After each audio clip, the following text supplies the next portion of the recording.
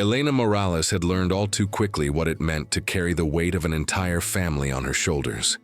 She was widowed at 40 when her husband, Roberto, died suddenly following a medical complication that no treatment could reverse. From then on, her life became a succession of double shifts at San Diego hospitals, endless late-night shifts, and bills that seemed to multiply on their own on the dining room table. Every penny she earned went to Camilla, her only child, in the hope that she could study, travel, and live with the peace of mind she had always lacked. The beach house in La Jolla was the symbol of that struggle, a place purchased with effort, mortgages, and sacrifices, which was transformed into a refuge and silent testimony to invisible sacrifices. For Elena, maintaining that house was not a luxury. It was a way to keep Roberto's memory alive and to show Camilla that the family, although battered by adversity, was still standing. Camilla grew up surrounded by the smell of sea salt in the hospital hallways where her mother spent much of her days. She learned to do her homework in the waiting room, while Elena attended to emergencies, to heat her own food in the microwave, and to wait patiently for the sound of keys when her mother returned, exhausted but with a forced smile to hide her weariness. From a young age, she understood that life hadn't given them anything, that everything she had, her studies, her clothes, even the summers spent playing in the sand in front of the house, existed thanks to the tenacity of that woman who never allowed herself to fall. For Elena, seeing her daughter graduate was like reaching the top of a mountain, proof that every sleepless night and every extra shift had been worth it. But over time, that same daughter who was her reason for living began to drift away in ways Elena couldn't read in time, as if the cracks of his father's absence had left her vulnerable to dangerous illusions. David Montoya appeared in Camilla's life at a time when she was searching for stability, even though she didn't openly admit it. She met him at a dinner party hosted by a coworker and was immediately impressed by his elegant way of speaking and the confidence with which he carried himself among strangers. David had that ability to make anyone feel like the center of attention, embellishing his remarks with measured compliments and smiles that seemed genuine. For Camilla, who had grown up without a father figure and with the constant demand not to disappoint her mother, this man's attention worked like a balm. She introduced him to Elena a few weeks later, and although he was courteous and polite, his gaze lingered too long on the walls, the antique furniture, and above all, the windows overlooking the sea.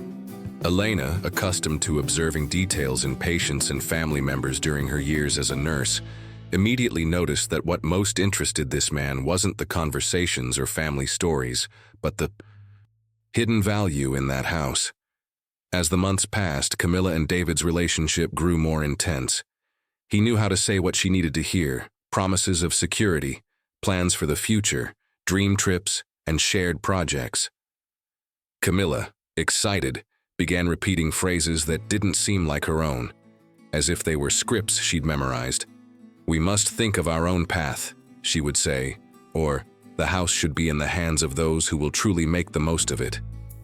Elena listened in silence, her heart sinking, increasingly aware that those words weren't coming from her daughter's mouth, but from David's constant influence. She tried to warn her subtly, but each comment was met with irritation, or the cold distance of a daughter who was beginning to see her more as an obstacle than a support.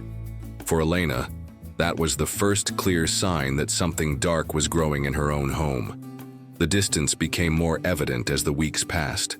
Camilla no longer stopped by the beach house as often as before, and when she did, she seemed rushed, checking her phone every few minutes as if someone were monitoring her from a distance. Elena tried to recapture the conversations they'd had before, the ones in which they discussed books, memories of Roberto, or Camilla's dreams of traveling to Europe. But she always encountered an invisible barrier. The young woman responded in short sentences, sometimes impatiently, and occasionally avoided eye contact altogether. Elena realized then that it wasn't just her daughter's crush that was pushing her away, but a calculated strategy by David to isolate her, to make her feel like her mother was a burden and not a support. That suspicion grew stronger when Camilla began to insist, almost rehearsed, that the deed to the beach house should be in her name, for greater security in the future. It was like receiving a slow, silent stab. The final blow came one ordinary morning, while Elena was making coffee in the kitchen. The sound of a notification on her phone made her absent-mindedly pick it up, not imagining that what she would see would change her life.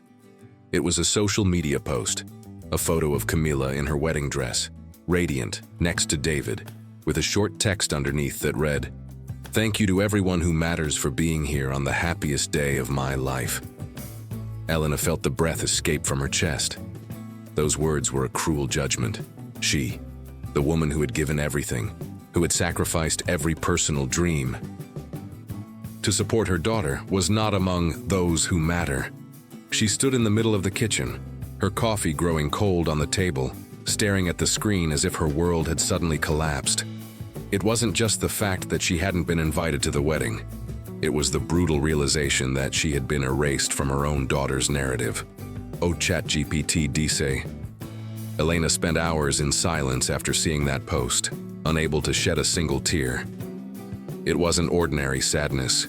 It was a mixture of disbelief and suppressed rage that constricted her chest. She walked around the house like a ghost, touching the family photo frames, mentally reviewing every double shift, every bill paid at the expense of her health, every night she had stayed up studying alongside Camilla as a child. All of that seemed to have been erased in a flash. It was then that she remembered the old notebook she always kept in a drawer in the dining room, where she used to jot down expenses, doctors, appointments, and small reminders. In the last few pages, she had begun, almost unintentionally, to record David's strange phrases, the names of supposed lawyers he mentioned, and his insistence about the house. That notebook, which at first seemed like an innocent habit, suddenly transformed into proof that she wasn't losing her mind. Someone was manipulating her daughter. With that conviction, Elena called Javier, a former police officer turned private investigator recommended to her by a former colleague at the hospital. They met at a discreet San Diego coffee shop, away from the prying eyes of the neighborhood. Javier showed her a dossier he'd already begun to put together, a history of scams, lawsuits filed in other states, and testimonies from women who had lost money and property after becoming involved with David. He even gave her printouts of emails in which he spoke with a business associate about the beachfront house and how Camilla's naivete would make things easier. For him, Elena felt a chill at seeing it all, but also a spark of determination. She wouldn't allow Roberto's story to repeat itself. She wouldn't let another generation of the Montoya family destroy the little she had managed to build. Elena returned to the beach house with Javier's dossier hidden in a metal folder, the same one where she used to keep important household documents. She spent the afternoon reviewing each page with almost surgical precision, printed emails, photographs, lists of names, bank statements. Each page confirmed what she already suspected, but seeing it in black and white shook her in a different way. She decided she wasn't going to confront Camilla with shouts or reproaches, because she knew that would only strengthen the wall David had built between them. She prepared a simple box, wrapped the documents in paper with a makeshift ribbon, and placed it in the center of the dining room table. On the lid, she wrote a brief note, "So you can see what I know." Then, she took a deep breath, picked up her phone, and sent a cold, neutral text to her daughter. "Come by the house, I have something for you." When Camilla arrived that afternoon, the tension could have been cut with a knife. She walked straight to the table, avoiding the picture frames on the walls or the objects that reminded her of her childhood. She opened the box with quick movements, convinced she would find unimportant papers. But as she turned the pages, her expression changed. First, bewilderment, then disbelief, and finally a poorly concealed anger that tried to hide the trembling in her hands. "Where did you get all this?" she managed to say, although the question sounded more like an excuse than a real demand. Elena didn't respond. She looked at her silently with the calm of someone who has seen too many critical moments in an emergency room. She knew the seed of doubt had already been planted, and that, Even if Camilla tried to deny it, that evidence couldn't be erased. From her memory, ChatGPT dice. That night, back in the apartment she shared with David, Camilla couldn't close her eyes. The box she'd seen at the beach house haunted her like a shadow. Every document she read seared itself into her memory. She waited until he was fast asleep and, her heart pounding, turned on her laptop. She checked David's email, something she'd never questioned before. There she found hidden folders with conversations that left no room for doubt. Plans to pre-sell the beach house, exchanges with supposed investors, and phrases that tore her apart, like "she doesn't suspect anything" or "she's easier to manipulate than I thought." Camilla felt the ground disappear from beneath her feet. She remembered every time she had defended David in front of her mother, every argument in which she repeated words that weren't her own, and a lump of shame closed her throat. At dawn, unable to bear the pressure, she got out of bed wearing the same wrinkled dress as the day before, and drove to a 24-hour cafe.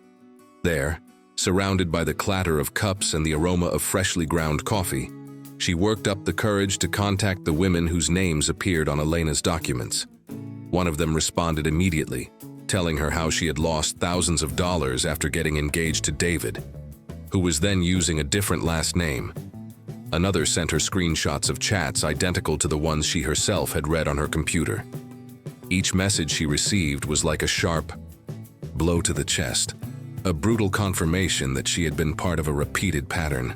With tears streaming down her face, she typed a brief message to her mother, which contained more surrender than words. "Mom, I need your help." ChatGPT dice. Elena received that message early in the morning while she was heating water for her tea. Upon reading it, she knew something inside her daughter had snapped, and that this fissure was the opportunity to rescue her. She didn't hesitate. She called Javier and told him what had happened. The investigator replied that he already had additional evidence ready, waiting for the right moment. There were phone call recordings, drafts of forged contracts, and even records of transfers to foreign accounts. Elena understood that the situation had gone beyond any family limits, and that they needed official help. It was then that Javier arranged a meeting with FBI agents in San Diego, who were already closely monitoring David Montoya's progress due to previous accusations. That same afternoon, Camilla appeared at the beach house, her face downcast, her eyes swollen, and her hair carelessly tied back. As soon as she stepped through the door, she burst into tears, unable to hold them back. Elena greeted her with a silent hug, the kind that doesn't need words to convey forgiveness. At the dining room table, Javier unfolded folders full of evidence while the federal agents took quick notes. Camilla, her voice breaking, confessed how David had insisted on rushing the wedding, how he pressured her to sign papers for the house, and how he had convinced her that his mother only wanted to control her. Each sentence was a brick that brought down David's castle of lies. Elena, sitting next to her, held her hand firmly, convinced that, for the first time in a long time, they were fighting together. The plan they hatched with the agents was as risky as it was necessary. Camilla had to pretend everything was fine, that she was still in love and blindly trusted David. The idea was to organize an intimate dinner at her apartment and steer the conversation toward plans for the house, while hidden microphones recorded every word. For Camilla, this meant playing a role that tore her apart. She had to smile at the man who had destroyed her trust and remain calm, even though she felt repulsed. Elena, upon hearing the strategy, felt a visceral fear. Her daughter was going to sit across from the predator who had almost taken everything from her. However, she knew there was no other way out if they wanted to catch him in the act. The evening of the dinner was fraught with tension. Camilla carefully set the table, lit candles, and conveyed an atmosphere of reconciliation. David appeared impeccable, with his well-ironed suit and that confident smile he'd used so often to conceal his intentions. He suspected nothing. During the meal, Camilla patiently guided the conversation, asking about future plans, feigning enthusiasm for made-up projects. It only took a few minutes for David to become overconfident. He spoke bluntly about selling the beachfront house, about how he already had interested parties, and how everything would be possible because Camilla didn't put up any obstacles. Every word was recorded, and at the exact moment he was boasting about having everything under control, the door burst open and the FBI agents burst in. The metallic sound of handcuffs clicking shut was the beginning of his mask crumbling. David was led away in handcuffs, still with that arrogance in his eyes, convinced that everything would be resolved with a good lawyer. In the interrogation room, however, the officers laid out a mountain of evidence before him. Printed emails, forged contracts, testimonies from deceived women, and, most devastatingly, the entire recording of the dinner where he himself had described his plan in great detail. For the first time, his smile cracked, and the fragility behind his facade was exposed. Elena and Camilla watched from an adjacent room, and although the scene was difficult to witness, it also represented confirmation that all the suffering had not been in vain. The trial began weeks later in a packed courtroom. Journalists, onlookers, and above all former victims who had waited years to see him held accountable filled the halls. Camilla took the stand, her voice trembling, but every word she spoke was a blow against the wall of lies David had built. She recounted how he had isolated her from her mother, how he pressured her to sign documents, and how he disguised his control with gestures of apparent affection. Elena, in the front row, listened with lingering tears, recalling how decades earlier her husband, Roberto, had been the victim of a similar deception by that same man's grandfather. It was as if the story was finally closing a cycle of pain spanning 2 generations. The verdict came after several days of intense hearings. The jury was quick to pronounce guilty on all charges, from fraud to conspiracy.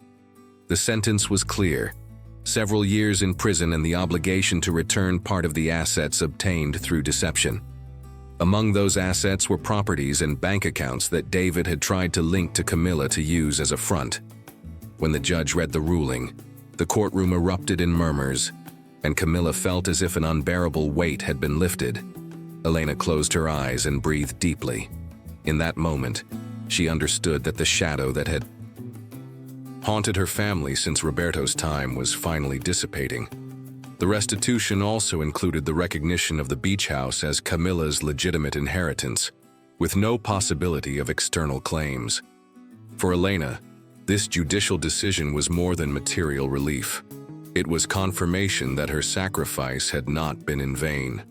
Leaving the courthouse, mother and daughter walked together up the main stairs, hand in hand, oblivious to the cameras and flashing journalists. Reconciliation didn't require speeches or public declarations. It was felt in the way Camilla clung to her mother's arm, and in the serenity that lit up Elena's face. That day, they not only recovered justice, they also regained the certainty that, despite everything, they were still family. Their return to the beach house was a moment laden with symbolism. As they opened the front door, the smell of salt and damp wood enveloped them like a familiar memory. Camilla explored every corner with glassy eyes, pausing in front of the picture frames and stroking with her fingertips the crayon marks that still remained on the wall, traces of her childhood. Elena watched her in silence, letting her daughter reconcile herself with the space David had tried to turn into a treasure. That afternoon, they cooked together for the first time in years. Fresh grilled fish and homemade bread, just like they had when Camilla was little. They didn't need solemn words. The simple fact of sharing the table was proof that something had healed. As the days passed, the beach house routine was filled with life again. Camilla set out to repair what was deteriorating. They sanded the old furniture together, painted the walls, and planted flowers in the garden overlooking the beach. Each shared task was a stitch in the open wound between mother and daughter. Elena, who for months had feared losing her forever, began to enjoy the small gestures. A shared laugh while they cleaned, a light conversation at sunset, a spontaneous hug in front of the sea. It wasn't a perfect reconciliation. There were still silences and blame, but they both knew they had survived the storm and were building something stronger than before. A relationship based on truth, not imposed illusions. One Sunday afternoon, as the sun slowly sank behind the horizon, Camilla confessed to Elena that she felt a mixture of guilt and gratitude. She apologized for having left her out of the most important moment of her life and for having thoughtlessly repeated words that weren't hers. Elena listened silently without needing to interrupt, allowing her daughter to release all that accumulated weight. Camilla assured her that when she remarried one day, she would do it by the sea, at the beach house, and that this time, her mother would be by her side from the first moment. The promise, simple but sincere, was enough to erase the echo of the exclusion that had hurt Elena so much. That night, Elena stepped out onto the porch with a cup of hot tea and gazed out at the raging sea. The sound of the waves crashing against the rocks no longer conveyed loneliness, but a sense of continuity, as if life were reminding her that there would always be new tides after every storm. She thought of Roberto, of his lifelong sacrifice, of the tears he had shed in silence, and of the endless nights in the hospital. For the first time in a long time, she allowed herself to smile calmly. She had gotten her daughter back, protected her family's legacy, and proven that even when betrayal and manipulation try to erase what has been built, the truth always finds a way to surface. As the weeks passed, Camilla began to recover parts of herself she'd left buried. She reconnected with college friends, went back to running along the coast like she used to do in her teens, and enrolled in a graduate-level course she'd put off for years. Elena watched it all with a mixture of relief and pride. She'd see her arrive at the beach house after class, notes under her arm and renewed energy, and she felt that her daughter's youth was finally blossoming again, no longer under the shadow of a manipulative man, but with the light she'd always had. The silences between them transformed into long conversations, sometimes painful, sometimes light, but always necessary to rebuild what had been lost. Elena, for her part, also rediscovered her own life. After decades working in hospitals and living almost exclusively to support her daughter, she allowed herself small pleasures she'd put off for too long. She returned to reading the novels she'd had stacked on her bookshelf, began attending a widowed women's group in San Diego, and even dared to take painting classes at a community center. The beach house stopped being just a reminder of sacrifices and became a place where she could reinvent herself. On more than one occasion, while painting, while looking out at the sea, she thought of Roberto and wondered what he would say when he saw her finally living a little for herself. That reflection, far from saddening her, filled her with peace. She felt that, in some way, he also approved of this rebirth. Over time, the beach house ceased to be a closed-off space and began to open up to the community. One Saturday a month, Elena would set up a long table on the porch with simple tablecloths, a large steel coffee pot, thermoses of tea, and dishes that neighbors brought, empanadas from Sophia, the baker on the corner, potato salad from Mrs. Park, tortillas from Miguel, the lifeguard who had known Elena since Camilla was a child. Camilla printed posters and posted them at the neighborhood library and community center. Support meeting, free entry. There were no speeches, just people who needed to talk. Elena hung a whiteboard on the wall where they jotted down practical topics, boundaries with invasive family members, signs of financial manipulation, free legal resources in San Diego. At the end of each meeting, they made a to-do list. Get folding. Chairs, check the outdoor outlet. Borrow a sunshade. This back and forth of busy hands gave them back the feeling that they were rebuilding something together. The first major activity was a beach cleanup, coordinated with the community center. One Sunday at 8 in the morning, Camilla arrived with boxes of gloves, heavy-duty bags, and volunteer registration forms. Elena set up a registration table with tape, markers, and labeled water bottles. More than 40 people joined, including several women, from Camilla's support group and graduate students. They worked in sections, sorting plastic, glass, and fishing debris. Miguel marked the most dangerous areas with cones. When they finished, they ate turkey sandwiches and cut fruit, sitting on the ground, staring at the ocean in silence, sweaty but calm. Camilla offered a few words of thanks without grandiloquence, and several women approached Elena to tell her that, for the first time in months, they had left home for something other than an obligation. That simple comment confirmed to Elena that opening the house had been the right decision. Oh, ChatGPT dis. In parallel to these community activities, Elena and Camilla began working on a more structured project, converting part of the beach house into a workshop space. They didn't have many resources, so they improvised with what they had. The garage was transformed into a multi-purpose room. They swept the accumulated dust, painted the walls white, and laid down rugs donated by neighbors. With folding chairs and a long table in the center, they organized basic financial education sessions, talks on legal rights, and even healthy cooking classes. Elena prepared coffee and homemade cookies, while Camilla arranged for expert volunteers to be invited. What began as impromptu get-togethers grew into a regular program, and soon word spread that the beach house was not just a home, but a refuge where people could learn, share, and feel heard. The first time one of the attendees, a woman named Teresa, stood up to publicly express her gratitude, Elena felt a lump in her throat. Teresa shared that she had been trapped in a controlling relationship for months, and that listening to the talks had given her the courage to set boundaries. It wasn't a dramatic confession, but a serene account, like someone finally breathing after being underwater. Camilla hugged her, and Elena saw her own struggle reflected in that scene. The difference between resigning herself to pain and finding strength in community. That night, as she locked up the garage-turned living room, Camilla told her mother that she had never imagined feeling so useful outside of her job. Elena smiled and replied that this was just the beginning, that wounds could be transformed into solid foundations for others. Camilla still carried the shadow of the trial. Sometimes she woke up sweating in the middle of the night, feeling as if she heard David's voice repeating those controlling phrases. Elena, instead of minimizing her fears, encouraged her to talk about them without shame.